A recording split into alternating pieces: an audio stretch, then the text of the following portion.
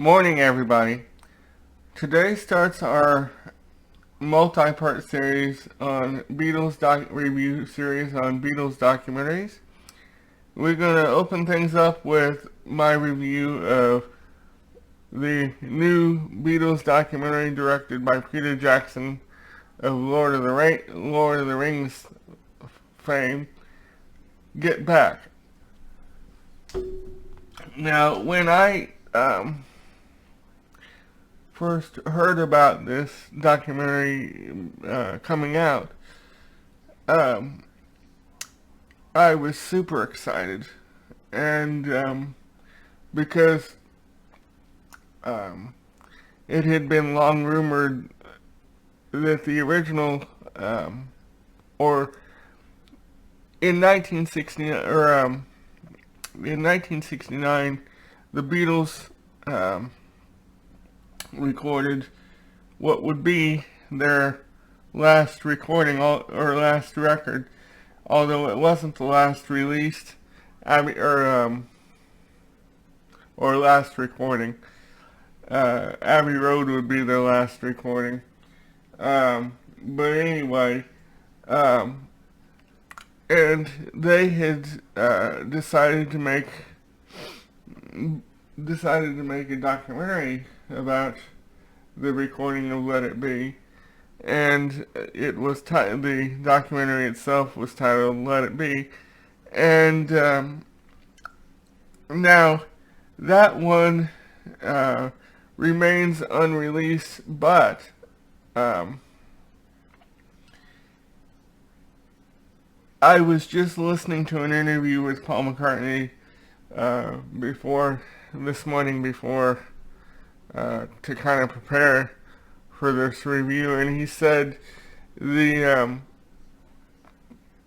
first Let It Be documentary really painted the Beatles in it really showed them disintegrating. Now, while Peter Jackson's Get Back documentary does show the cracks beginning to appear, the majority of it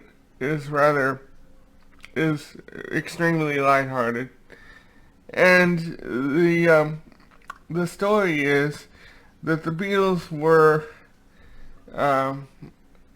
while they were recording Let It Be, they were also preparing for a live show in support of Let It Be, and they were unsure where this live show was going to take place. Of course, we all know in the end it took place on the roof of Apple Records. And like I said, I was super excited when this thing came out, and I was even more excited when it was released on DVD, because I was unable to watch it because it was shown on Disney Plus, and I don't have a Disney Plus subscription, although I did attempt to watch portions of it, but it didn't work out, and so I was super excited when it finally came out on DVD, and it is broken into 3 parts. The first part the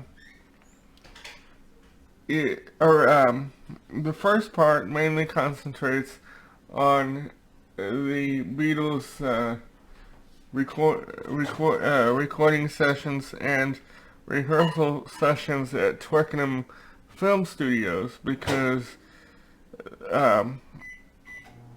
like I said, they were preparing for a gig. And one of the coolest things is that while they were recording Let It Be, you also get to see them work on songs for Abbey Road, uh, which would uh, which they would record directly after Let It Be, or pretty directly after. Um, um, and one of um, one of the songs that you get to see them work on is Maxwell's Silver Hammer, and I had never seen a performance of. I don't think anyone's seen a performance of Maxwell's Silver Hammer, um, I was super excited for that. And actually, George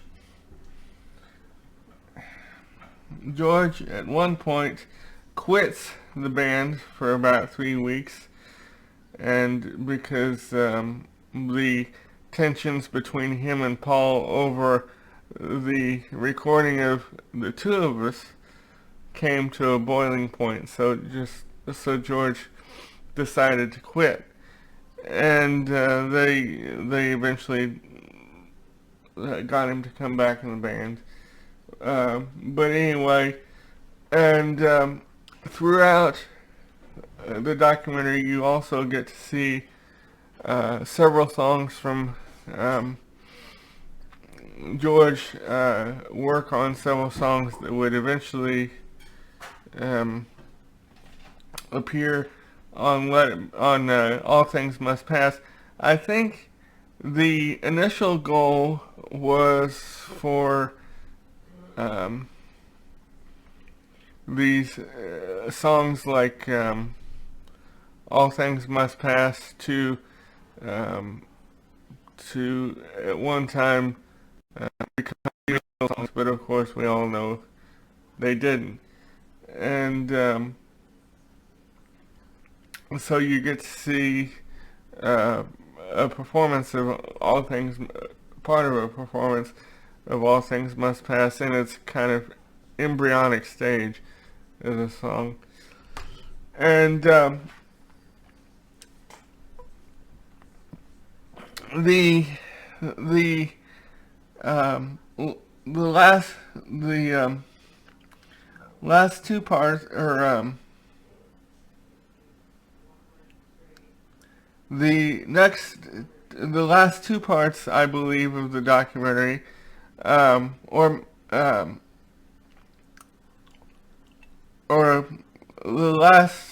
the next, the first two parts of the documentary, I think, concentrate on, like I said, the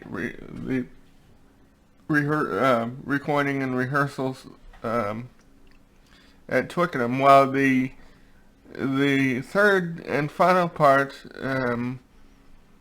concentrates on the recordings at Apple.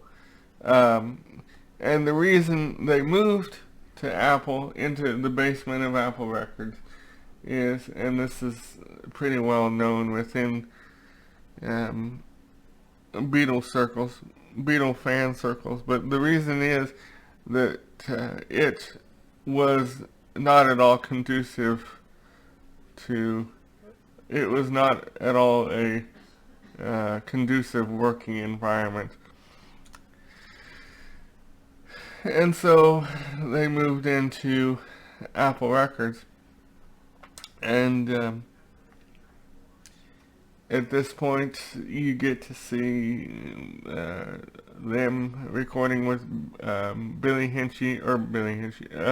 Preston, sorry, which in many Beatles circles, again, he is considered the fifth Beatle.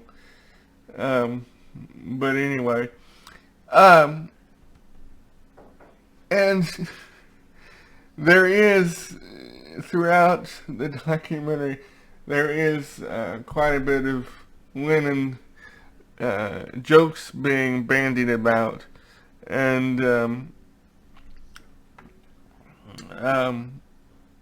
they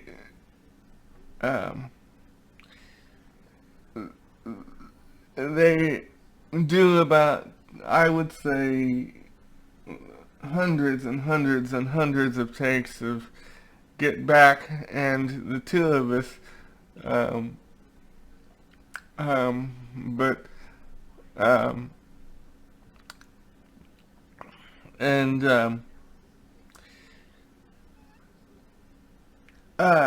so really the third and final part concentrates on the recording at Apple and the run-up to the rooftop concert. Now this, now this is another portion that I was super excited to see the rooftop concert in its entirety, because I had only seen bits and pieces of it. And while it's ragged, of course, it is tremendous. And a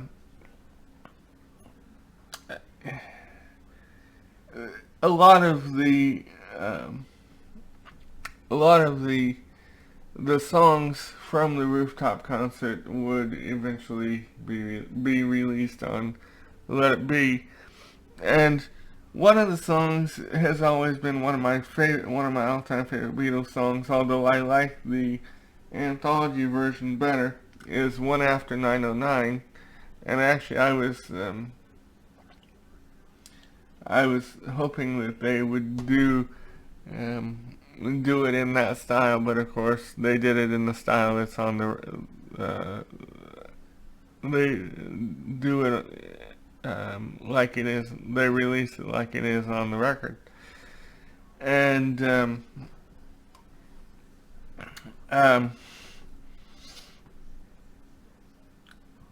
so and like I said, I've seen bits and pieces of this footage in primarily the Beatles anthology, which we will also be covering later on down the road. So, you know, and it's so cool to be able to see, it finally in its entirety. And it's broken, like I said, it's a 3 DVD set. And actually, the Apple Rooftop concert was also released as a standalone CD as part of the Let It Be package, or Get Back package.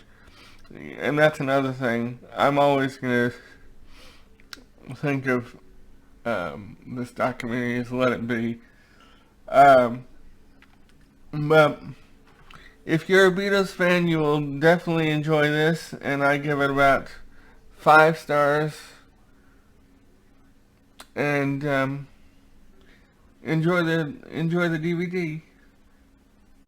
One more thing, the movie poster and the DVD cover are, I believe, were